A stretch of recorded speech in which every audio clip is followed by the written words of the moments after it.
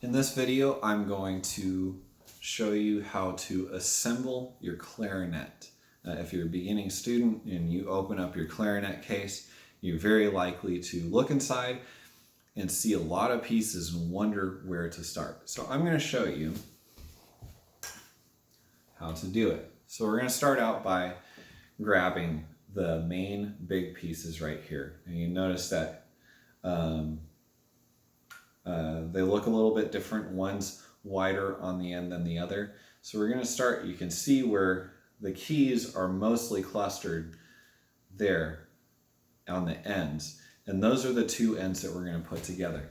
It's really important that you see how there's holes on these sides, but not so much on these sides. This one only has one hole in the back. We want to have the sides with holes together. When you put it together, don't press super hard, don't go fast. Take it as slow as you need to so that you make sure you don't break anything. There are these levers right here that we don't want to jam against each other because you can bend them and then they won't work properly. So what I would recommend doing is when you put that together, press down on these keys up here so it lifts up that lever. That way when you put it together, twisting motion, it goes easier on the cork. And then you're gonna line those up. And so one way you can tell that your two joints are aligned properly is that that lever is also aligned. I wish this lens would focus more. I'm just using my phone for this video. But the other thing is that you should see the holes on the front, the string of holes on the front are lined up properly. So that's going to be your first part right there. But we've got a piece on the top and we've got a piece on the bottom that we need to put on too. So next we have the bell. Okay. The cool thing about the bell is it doesn't really matter, at least as far as I know, nobody's told me otherwise. It doesn't really matter. It's all symmetrical radially, so you can put it on however you want. But this one has an emblem on the front, so I'm going to make sure that I like to have the emblem on front, but sometimes I'm too lazy to care. And yeah, if you got a problem with that, that's too bad. So there, now we have the bell.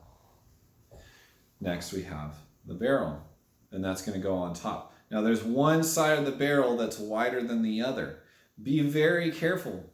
They are not the same. And if you try to put the narrow barrel on, it probably won't work at all.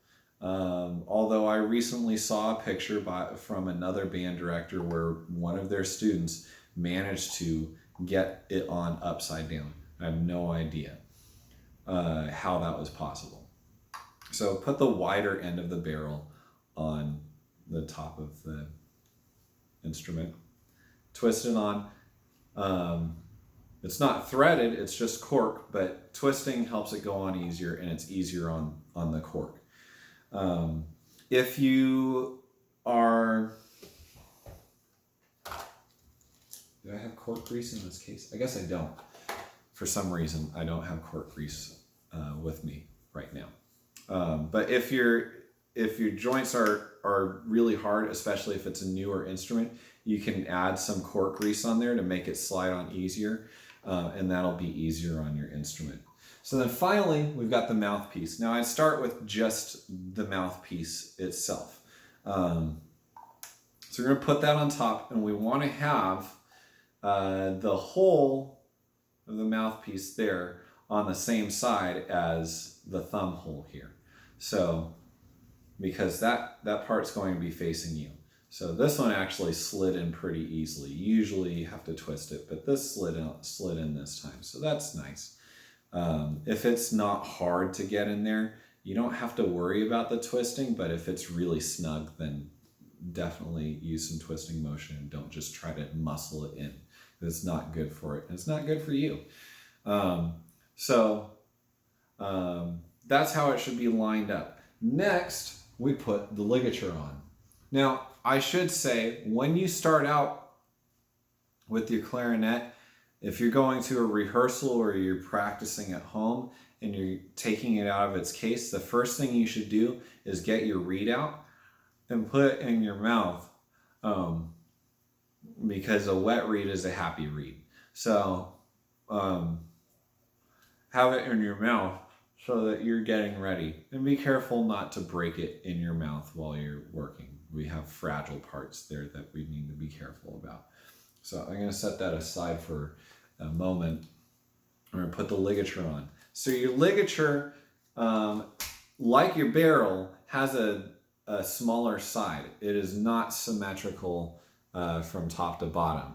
So if you put your ligature on this way and it doesn't go on, I've had students try to force it on and I've seen them break ligatures. 5th and 6th grade students who have broken ligatures trying to jam it on the wrong way rather than realizing, hey, what if I try it that way?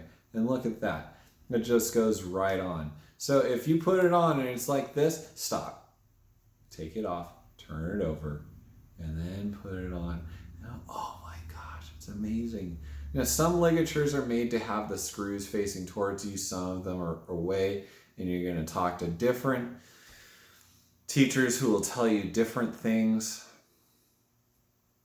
Where I'm at right now, if it works, it works. The way I put it together, these ligatures seem to be made to be on the side with the reeds, but somebody may contradict me on that, and they may be right. But that is of less importance than what I'm going to show you next. So you may end up actually changing the way you do things. You probably will. As you get more experience, you're going to figure out some habits that you need to break or that you need to do differently. So the next thing is putting your reed on. You can see there's a round side and there's a flat side. The flat side is going to go against the bed of the mouthpiece, and the round side is going against the inside of the ligature. And then, of course, the little skinny thin side right there that always breaks, especially with beginners, is going to be the part that vibrates. It's really important to be careful with that reed that you don't chip it or crack it. So always store it in its little carrying case. Reeds come in cases like these. So just be really gentle with it, be really careful. Because the reeds themselves are not super expensive, but when you have to replace a lot of them, it adds up. And if your band teacher does not want to keep replacing your reeds because you weren't being careful. So, and if you're paying for your own, you don't want to spend that money. So make them last. When I first started playing, I would put the reed on and then I'd put the ligature on. And I had a professional clarinetist tell me to stop doing that. So what you should do instead is back the ligature up. So I'm right-handed, so I use my left hand to do this, and I use my right hand. So one hand, you're going to push this up like this, and then you're going to put your reed in with the flat part against the bed of the mouthpiece and the round part against the inside of the ligature. You're going to lower it down. And we want to line up the tip of the reed with the tip of the mouthpiece. If you don't, and if I've seen a lot of students where they're trying to play and they're playing like this, that's not going to work because then the air just goes in without really doing anything. So we want to make that space nice and small. If it's hanging over, it's also not going to work out very well.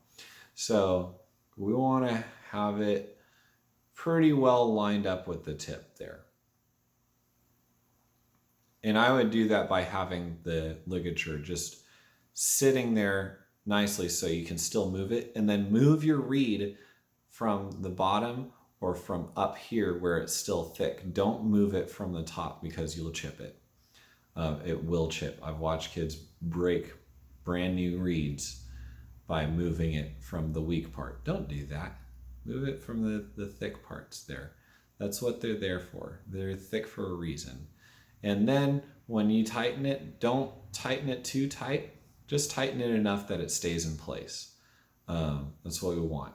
So, and then you'll be able to play. So that's how you put your clarinet together. I hope this video helps. Thank you for watching.